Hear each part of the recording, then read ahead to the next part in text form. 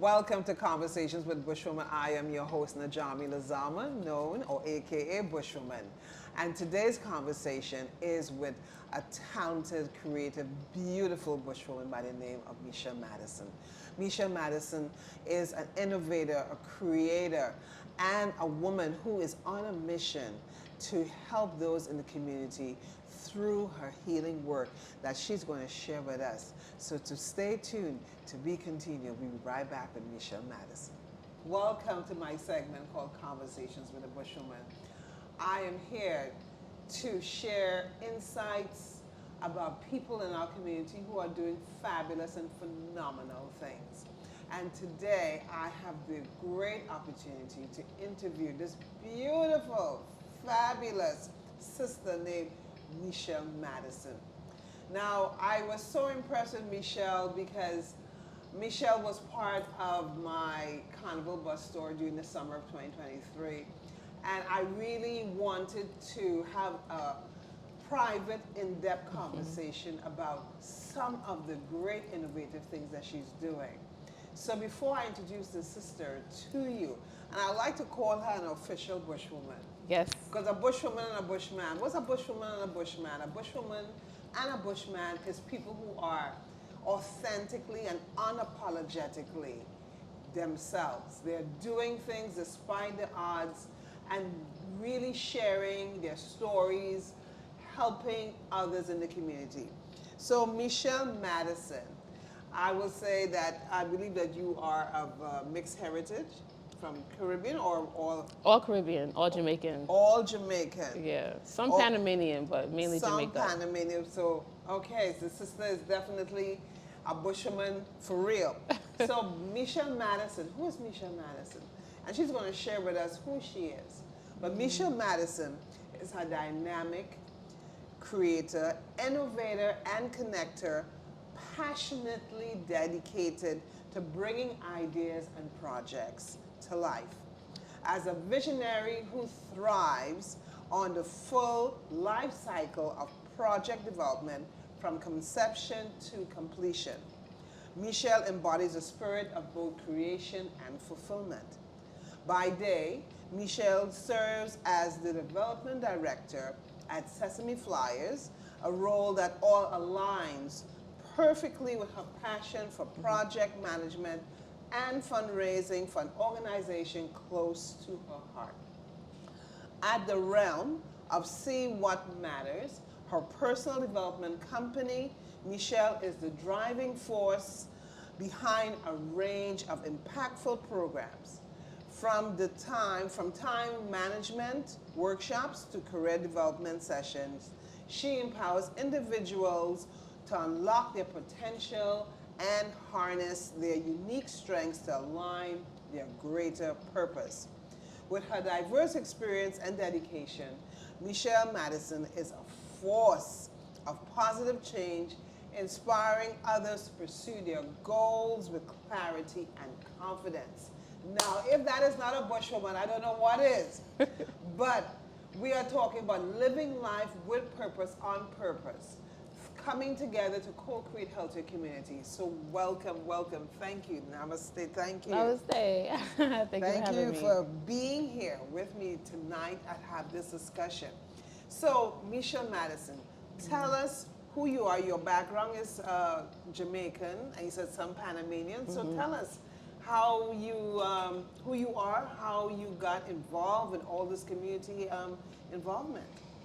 Well, I mean, you kind of gave them a good sense of who I am, but I guess what you didn't say, maybe I could add, is just that I think from a very young age, I've always been really amazed by the unknown and things that are mysterious. And I'm not sure why, like, the unknown has always captured me. I grew up in a Pentecostal church, and there were questions that I had. Things that weren't black and white, like just Bible. And I always questioned things. And I think as I got older, I just kept searching and searching for answers. And in searching for answers, it led me to just knowing how to find the answers within myself. Like, I think I looked without for so long, but at a certain point, it was like the more I got still and connected to myself, I started finding answers for me within myself. So your project that you have coming up, your program, can you tell us more about this project that you're working on? So right now I have a project called The Voyage. It's a 30-day goal boot camp. And basically, you know when you have like a new project that you're trying to get off the ground and it's really hard to just kind of push yourself, even though you want to do it. Like, Yes. it's not that you don't want to, but no one's holding you accountable but yourself. So if you don't do it, no one will know, but it's an important goal to you. 30 days, I support people going through that transition. You can stay on as long as short as you want, but 30 days is a kickstart. So it's not like a full-on coaching program and we go into deep traumas and reasons why you're maybe not in action. The goal is to stay in action for 30 days, and then if you want to go on longer, you can. So is there a particular age group that you have for this particular project? You know, initially I wanted to work with younger people. I wanted to work with artists and creatives because I just thought it would speak to them more. What I'm finding is older people, at least 35, that are not necessarily that creative. They just have a creative project, like they want to create something. I think it's actually better for that demographic. So for 30 days, is there a particular cost for this program? Just $30. It's $1 a day. $1 a day? For Wow. now. For Because right now, I just want to really test it. I'm beta testing it for a year. I want to see what I think really works, maybe what doesn't work as well. I just want to give it a chance to develop naturally. So what are some of the facets to this program that they're going to learn? What are they going to take away after they complete the 30-day project? You know what? When I register people, I really tell them you already have it. You know, like a lot of the stuff that you need to do, you have. This particular program isn't a teaching. This is a supporting motivator type of dynamic so that you do what you know to do. A lot of times our projects are not happening in our communities because we're just not doing the work. It's not that we don't have the information. All the information that we need to do, most of the stuff that we need is already available. So I really, the same way like I was saying in the beginning, I found a lot of answers within myself. I'm not in this program, not looking to teach anybody anything. I am really there as a motivator, as a guide to just say, you can do it, keep going. But they submit their goals for the week, they submit their recap for the week, what worked, what didn't work. So it really is designed so that after 30 days or 2 months, you can just do this on your own. And that you don't necessarily need me or a program to just fulfill the things that really matter to you. You just need more of a kickstart. So in a sense, like you're teaching someone how to fish. You're not giving them the fish. Yeah. You're teaching them how to fish so they can eventually fish on their own. Yes, so that's really the design. And in some instances, some people just want a little support and someone in their corner. You know, when you're getting something going and no one necessarily believes in your idea at first, it's nice to just have someone to kick it to. And so I don't have very long calls. The coaching calls once a week are 15 minutes. But a lot can get accomplished in a focused 15 minutes. So I'll send a little messages, little like reminders, remind them of what their goals are for the week, do check-ins, and they get a lot of results just by small little tweaks. So what inspired you to create this? Was it you going through your own experience, not having support, or you had support? What really inspired you to create this project? You know, I wanted to do this a few years ago, and I was going to call it the Accomplishment Crew. And it's going to be a group of people that's working on goals. I just think there's a lot of things in life that can have us feel good, but there's something about accomplishing something, like manifestation, having an idea and literally see it come to life.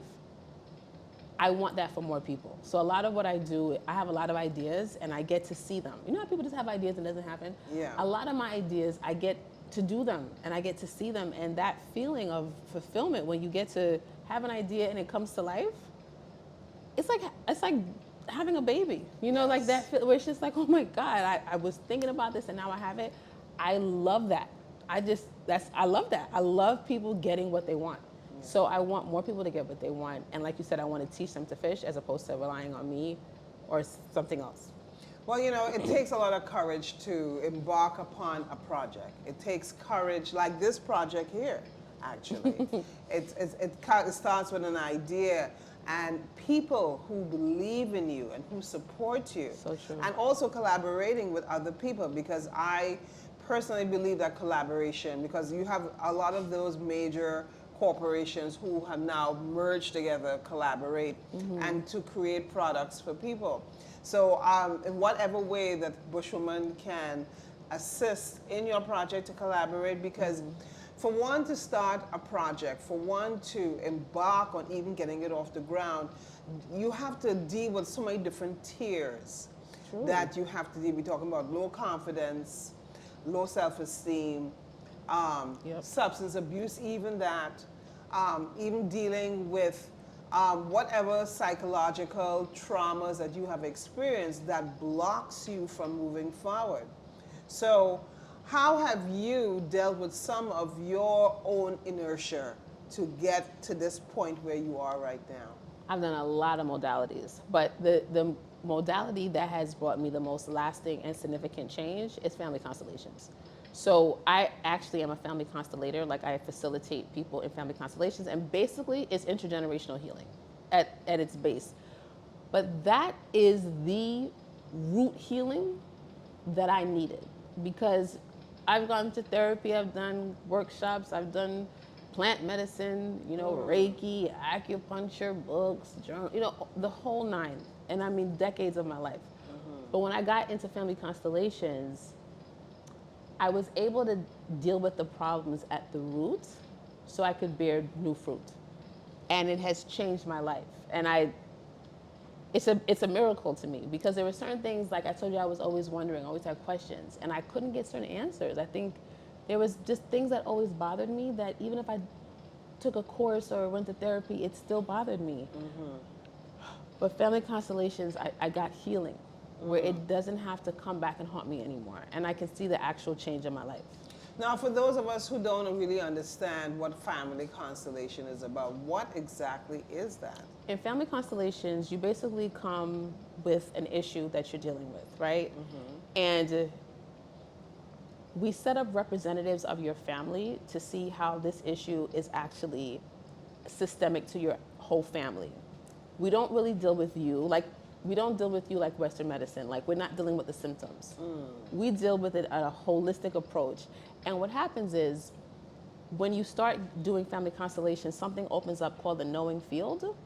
And it's a field where it's very experiential, where whatever the issue is that you're dealing with becomes very plain in a way that it's very hard for me to explain. It's like, I can't explain the feeling that you get from a hug, but when you have people represent your family, they start to actually feel sensations of the family members, whether they're here or not. And they're able to now see their situation in the proper context, as opposed to the context that they've just been seeing it by themselves. They see it in the context of their whole family.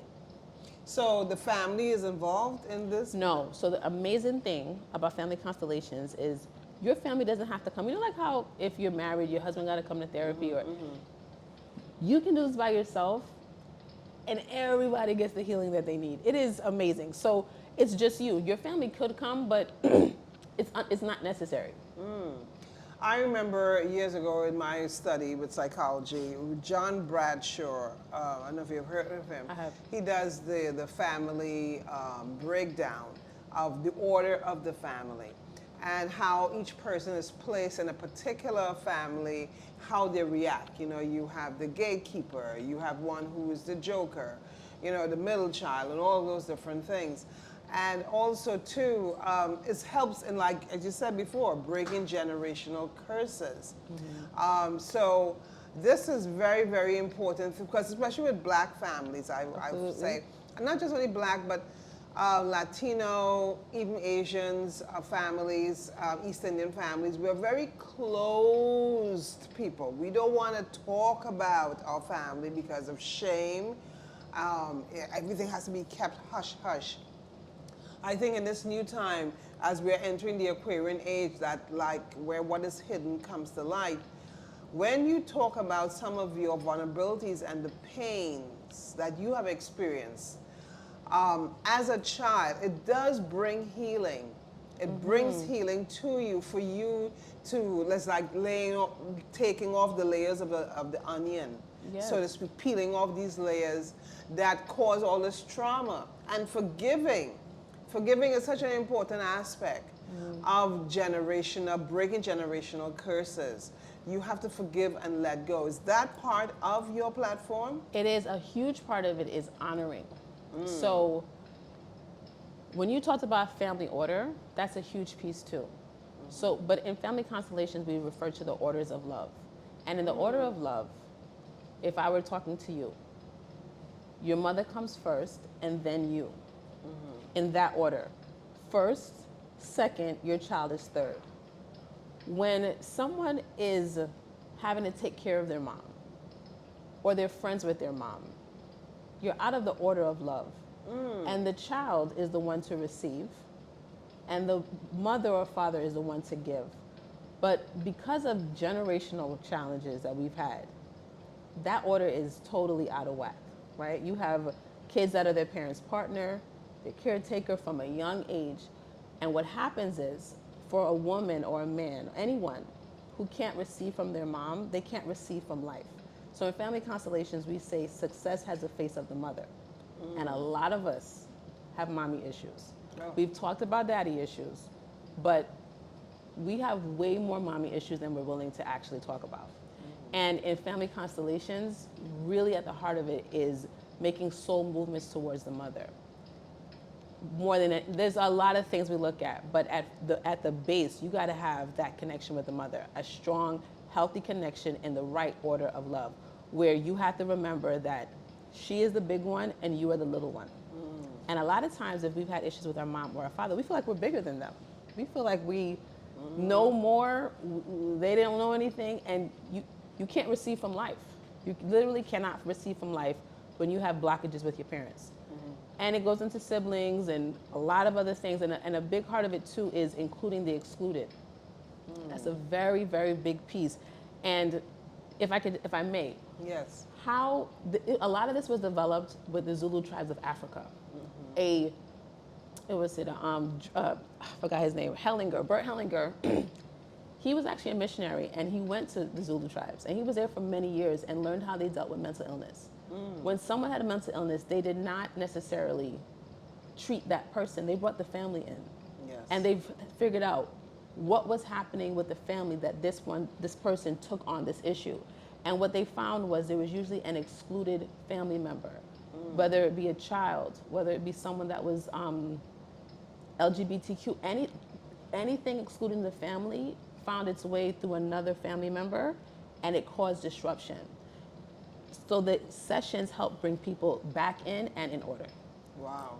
Now this brings us back almost like full circle because from the African diaspora family perspective, you cannot do anything without incorporating the mother. Correct. The trine is father, son, mother, father, and son. The Europeans brought up the concept of Father, Son, Holy Ghost. And I always like to ask that question, who is Holy Ghost? Is it Casper? It's not. You cannot have Father and Son without recognizing the feminine principle. Very true. And because that was purposely stripped away from the family infrastructure, not only with African families, but throughout other cultures as well, the healing really starts with the mother. Like in certain African cultures, the family heritage is traced through the mother, not through the paternal, through the maternal. And so we have to recognize that and start sometimes also being a mother to our own selves. I had to, in order for me to heal my own relationships with my mother, I had to understand what my mother went through as a young woman to the point where she had me and the struggles and the challenges that she was going through. And once I was able to look back at that, which also included the conversation of Christ consciousness that deals with, Father, forgive them for they know not what they do. So I did a lot of therapeutic work, a lot of writing. Writing was very cathartic and healing for me. But in order for me to understand my mother's story and forgive her, it created a window, a door, so to speak, for me to have a healing relationship with her. Unfortunately, I have one family member who has not gone through that process, so she still has a lot of grudges and issues with my mom. But that's her journey. She has to go through her Yes. own walk and her own, and also that helped me to heal my relationship with my father. I had to forgive my father. I had to have a conversation, a one-on-one conversation with him, which was easier. It was easier to have that conversation with my father than with my mother. My mother was going through her dramatic thing because she was not ready to me to talk about the things that hurt me during our rearing. So it's important for us, especially young girls and young boys who are in this time don't understand the conversations as how we heal. It's true healthy conversations. And for you to show up fully, completely, unapologetically and authentic is what creates a bushwoman and a bushman. It's connected to that divine source so I can represent myself fully.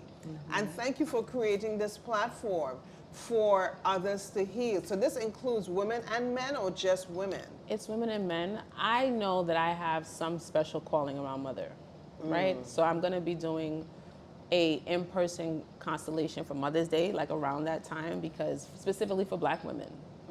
Because like you said, a lot of Black people are not in this work. And Yes. one of the reasons why I wanted to become a constellator is there's really not a lot of Black constellators in the world. So this is not like a New York thing. This is a global thing. People, Okay. Asian, Indian, Black, white, all over. And I'll never forget, there was a global constellation day or something came up, and I got the flyer. And it was like they assembled 100 constellators from, because it's a global day of family constellation, and there wasn't one Black person on the flyer. Wow. And this originated a lot in the Zulu tribes of Africa. Yes. Like, it literally, I was convicted to do it. I was already into the work, but I was just like, I have to become trained in this because I can't believe more of us don't know about it. I very rarely have mentioned it to anybody and they know what it is. They're like, family constellations, what's that? You know, like, Yes. that sounds maybe familiar, but I don't really know what it is. And I want to shift that. But Yes. so it is for all, it's for men, women, you know, doesn't matter. But I definitely feel like I have a deeper passion for women.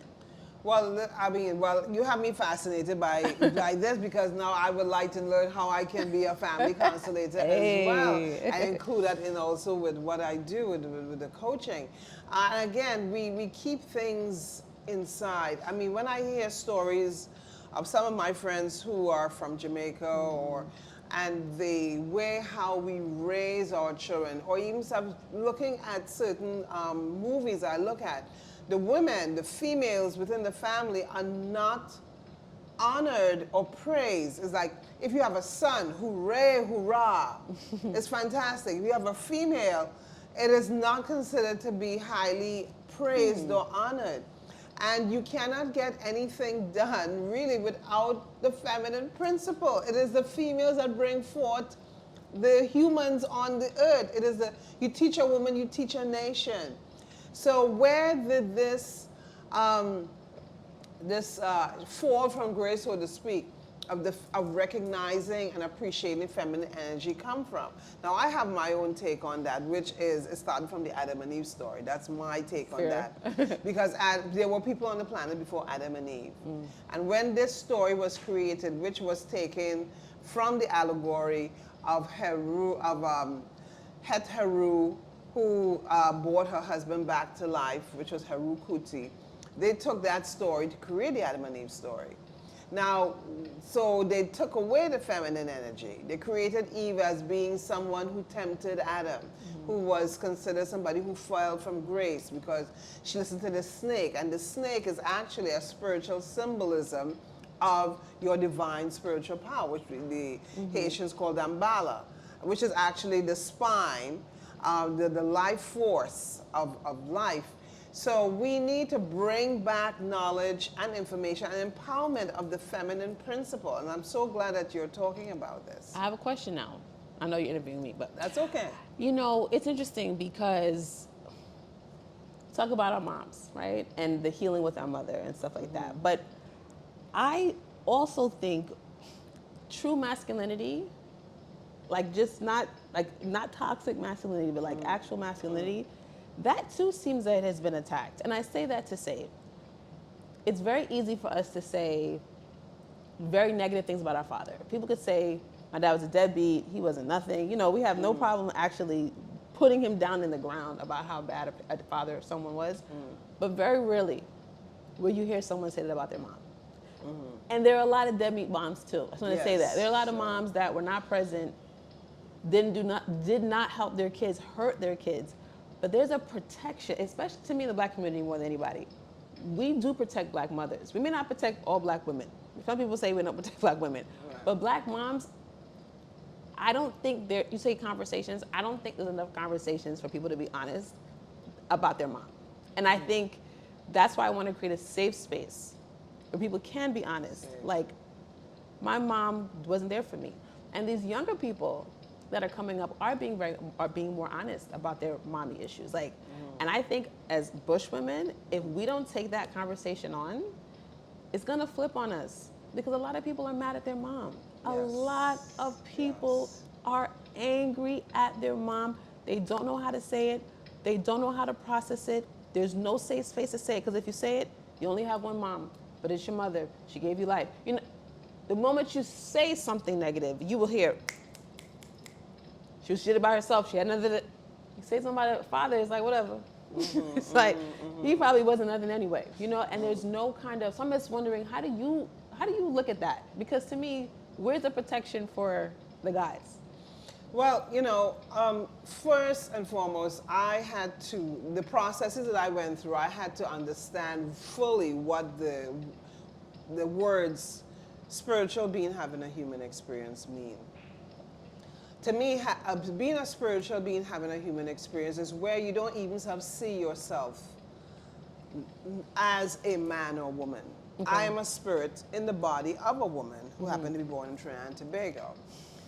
What is my spiritual journey? What is my being? So therefore now I started to look at my parents differently. I started to look at my parents really from the spiritual perspective that they are beings in this body, and my journey with these souls who are characters, actors on my stage, I call mother, father, sister, brother, whatever, are part of my spiritual evolution. Yeah. Part of my spiritual evolution is understanding why I am here and who I am. Once I was able to transform or change my way of thinking, and which some people will call CBT, right, cognitive behavioral techniques, I was able to see them from a different perspective and understand their story and pain. Now, my mother grew up with harsh conditions in Trinidad.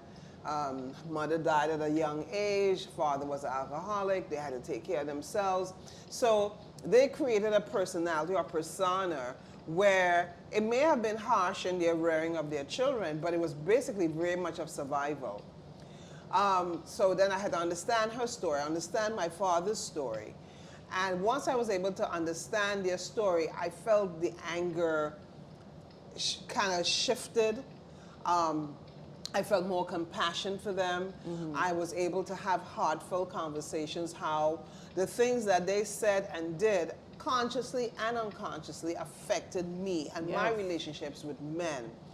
And also women. You know, I did not, growing up as a young woman, I didn't trust females at all. I had this issue with females. I had issues with men who were even born of a certain sign because my father was a certain sign. So I understood now that these people who I attracted in my life as my parents are my greatest teachers. And with that, I'm able to understand why I'm here, who I am.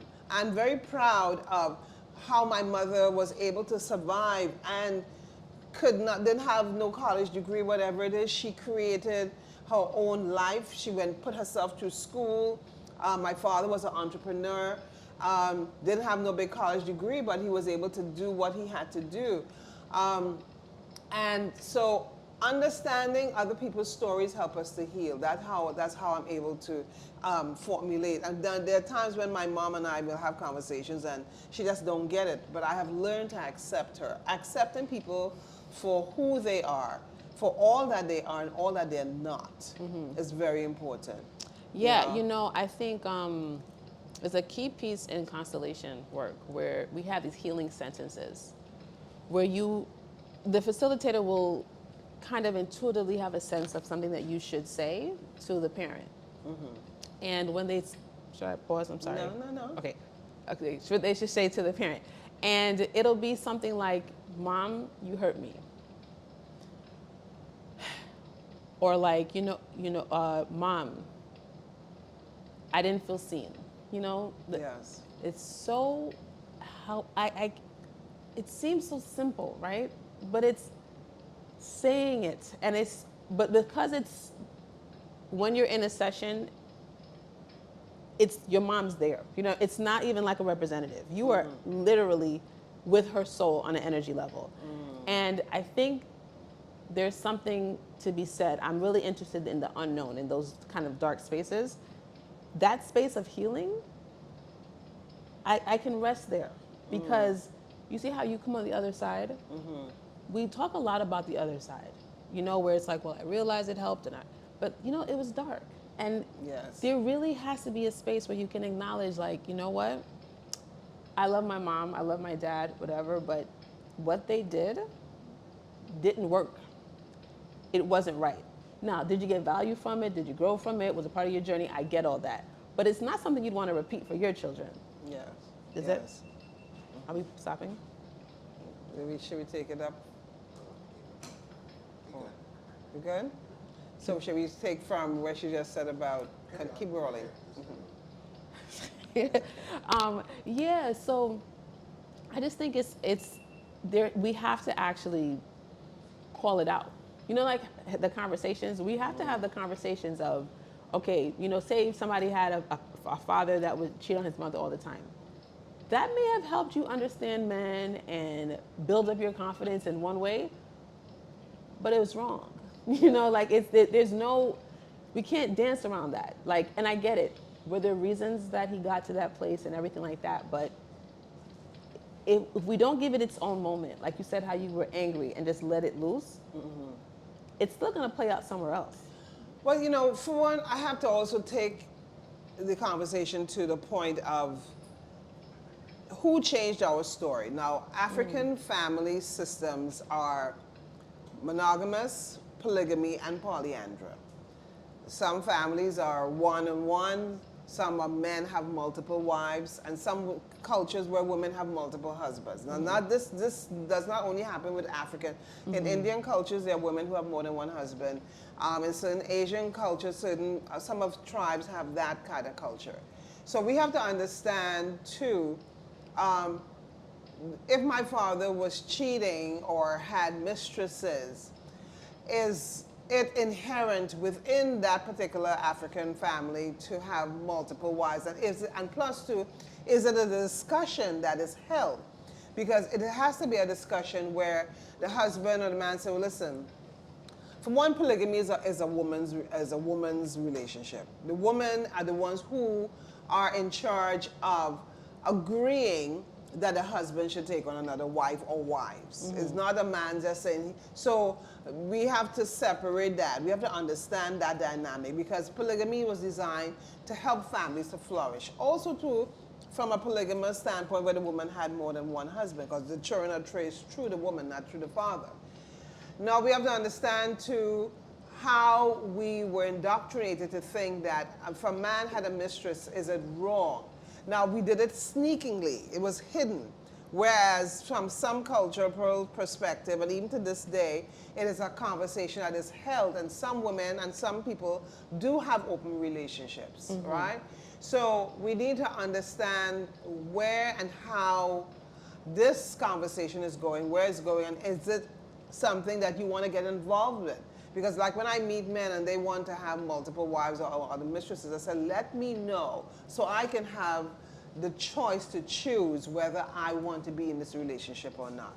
Oh, I agree. I mean, I explored polyamory for a long time, and I stopped only because it got so popular that I think it lost what it really is supposed to be. Wow. Yeah, because it's just love. I always just love people. So I didn't see it as, you can't. I never saw it that way, even though I'm very monogamous now. But I'm happy that I explored what that looked like.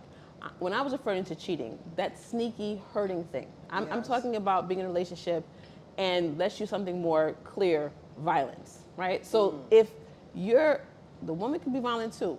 If there is violence in a relationship, we have to say this is not the way. You know, no matter what, this is not the way. Sure. It doesn't honor both people. Now, could someone see domestic violence and open up a domestic violence center? They help people, they are speaking for it, fine. But that wasn't appropriate. And that's what I'm saying. There's something to just letting that have its moment for the child within the adult, because that child's still there. That child is still frozen emotionally. Yes. So it doesn't matter if they're 60, 85, 35, if their emotions are stuck at 6, you see these relationships. You see these romantic relationships that are just crazy because people have all these unresolved wounds. Yes, yes. The child shows up in the relationship. I remember seeing a picture of a person crouching in a corner, and in the image of the person, there's this child. You have to heal your inner child. That is, listen, and this is not something that is a conversation within black families at all. You show up in a relationship as an adult, but your behavior is that of that wounded child who did not heal. So you're bringing all your daddy issues, all your mama issues into a relationship. You're not willing to go to therapy. You're not willing to talk about it. Now, I think that everybody got baggage, right? Yes. But I believe that we need to work on our baggage. My take on baggage is that don't bring a donkey cart or U-Haul truck. Make your baggage so light, there's like a stick with a sack on it. Please be working on your shtick, work on your stuff.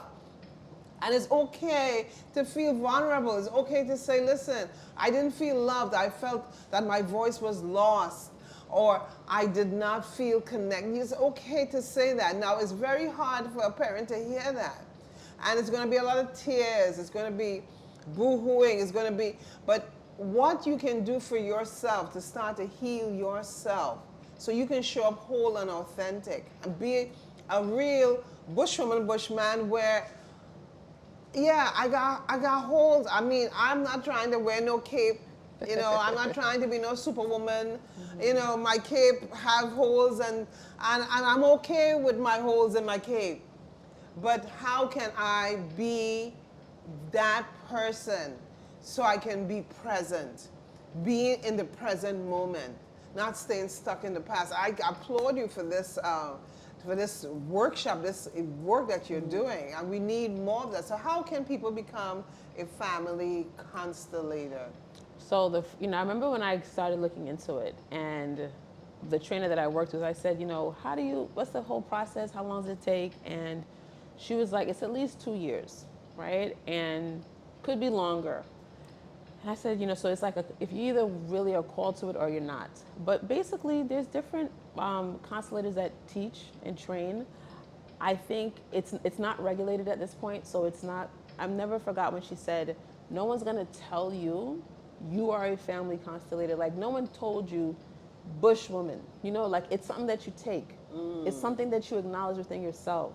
I think people that are called to being in this world of family constellation, it picks you. However, in real life, you work on yourself first. So you would be in constellations. You want to make sure that you are really healed, so that when you are constellating for people, and I'm not saying healed like fixed, there's never anything. Like you said, we're an onion. It's never like, oh, I did it, and there's never an issue, nothing could ever trigger me. But you would really just focus on yourself first and learn about the dynamics of mother, dynamics of father, dynamics of partners, dynamics of siblings, dynamics of births, stillborns, abortions, all of. You would have to learn about all different dynamics so that when they come up in a constellation, you know how to address it. And different issues that come up in the family, like victim perpetrator. Like, you have people in families who say someone sexually assaulted someone else. So then you have a dynamic where you have a victim and a perpetrator in one family. Like, meaning two people who you're not sure to love, you're not sure who to hate. You know what I'm saying? All those things. Or say you have a family that is an extension of a family, like the father or the mother had a family outside of the family, bringing in that. So grandparents, ancestors, you start learning about the orders of love for each dynamic.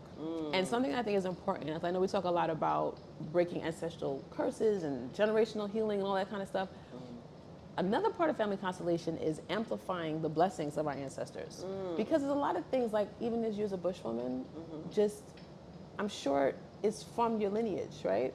So there's a part of it where you can really amplify the things that you're really great at and the gifts that they have. So there's people in my ancestry that I realized were really great with money. I didn't realize that. But the more I've done this work, I'm like, oh, even this business that I've gotten, I had to get connected to my great-great-grandfather, who was excluded. Wow. He was a shrewd business person, for better or for worse. And the more that I connected, and I still connect with this energy, the better I am in business, because that was his gift. But it wasn't always like that. It was like it felt negative for a long time, but this helped me understand how to pull on that in a positive way. So I think that's important too, that we look at the generational gifts. You don't throw out everything. Well, I like what you said about you connected to his energy. Because even though our ancestors or parents transitioned or passed on, physically they're dead, yes, but their energy is always around, because energy never dies. Energy is matter. It's transmuted, never dies. And so we need to understand that concept as well, because you can always connect to your ancestors by having a conversation with them. When I lose things in my house and I can't find it, I call on my grandmother. My grandmother, Drusilla Chase Ford. Especially when I was in Martinique and I lost my passport. Misplaced my passport. I called on Granny Drew. And the woman who found the passport, because I spoke to the woman at the time who was cleaning my room, looked just like my grandmother. I said to the lady, I said, ma'am, I lost my passport. I can't find it. I was supposed to have left for New York that same day. And I called on my grandmother, and plus I wrote out whatever I need to find, right? I'm so thankful I found my passport. The woman who found my passport looked like my grandmother. So when you need answers, whether it's your mother, your father, whoever it is you feel a close connection to, you can call on them. But I just want to say this caveat, that it's important for us to check in with our feelings, because our feelings connect with our organs. Like your liver rules anger, fear rules kidney, sadness or happiness deals with your heart, grief deals with lungs. Like when people say, I'm sick to my stomach. So when we start to work on addressing these unresolved issues or layers, you're also healing yourself, healing your organs of the body as well. So I'm so happy, grateful, and thankful that you came to share. So how can people get in touch with you to contact you for consultation, for your work? How can people reach out to you? So on Instagram, it's Michelle with 2 L's at sorry, not that. That's my email. My email is Michelle at See What Matters, and it's as it would be spelled, like the word seewhatmatters.com. Okay. And on Instagram, it's seewhatmatters_. See What Matters _. Okay, and do you have a Facebook page as well? I do, but I don't really put it, that's like kind of just like my personal friends. Personal friends, okay. And can one call you for an appointment, or just reach you through Instagram? Instagram, because you know this day with email, I mean phone numbers, people be messaging you crazy. So the best thing is the email or the Instagram. So give us your Instagram page again. See What Matters _ The letter C. No, the word C, like See What Matters. SEE. See What Matters _ So you hear it from Bushwoman Michelle Madison.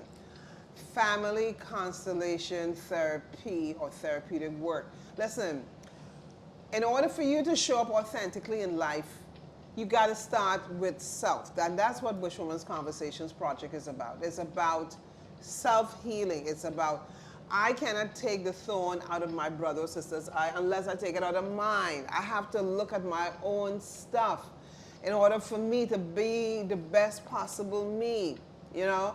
And you are going to attract people in your life who are going to mirror your family members, because your family are the first set of people who teach you how to deal with people in the world. Many times you've met people who say, like, well, I think the first time we met, you said I remind you of your aunt.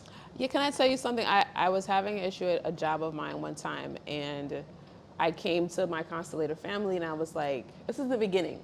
I said, because, you know, I'm like, okay, you'll say everything works so well. But I said, what about work? You know, what about work? What? They're not my family. They're like, it's still your family. You know what I'm saying? It's just in a different form, but the issues you have at work, we would still constellate your family because it's still your family. So it's so true. And once I realized that, I was like, damn, they got me.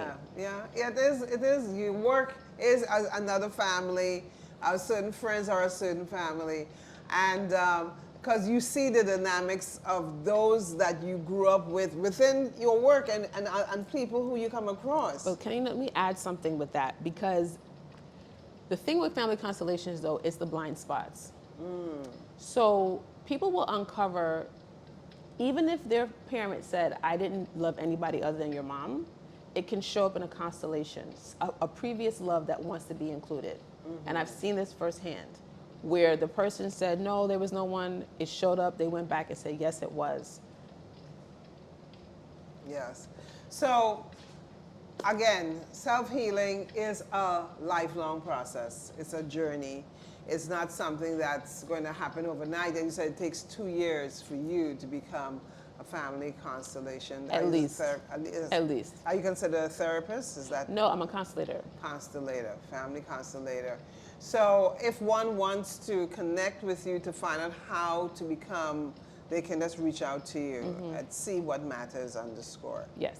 See what matters. I'll be reaching out to you about that, because I would definitely would like to engage upon that. It's a certification that you have. No? It's like no one can make you a bushwoman. Okay. You know what I mean? You would have to learn it and know. Like, you're not going to try to help anybody with bushwoman work unless you know, like, you know how you make the sorrel, like a healing sorrel? Yes. You know you can make it. You're right. No one said, okay, you can make it. You'll know when you're actually ready to facilitate. When you're ready to embark. So it's a very spiritual Very journey. spiritual, yeah. It's a very personal transformation, I should say, you know, and to just to be here. And I applaud you for being so bold and courageous to work with young women and men, right, to help them along this transformation. It's amazing. So, ladies and gentlemen, thank you so much for tuning in to Conversations with Bushwoman.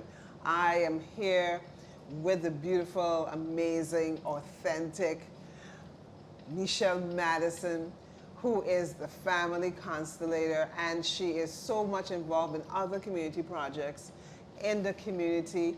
Please check her out on her Instagram page, @SeeWhatMatters_. And again, to be continued, thank you so much for being here. There you have it, folks. We just had a wonderful, riveting conversation with Michelle Madison, family constellator, who is here to show us how we can show up authentically and unapologetically as bushwomen and bushmen by connecting with our ancestors, receiving the blessings by first healing ourselves. It starts with self. In order for you to take the thorn out of your own brothers and sisters' eyes, you got to take it out of yours. So thank you, Michelle Madison, for showing up and being here. To be continued for another riveting Conversations with a Bushwoman.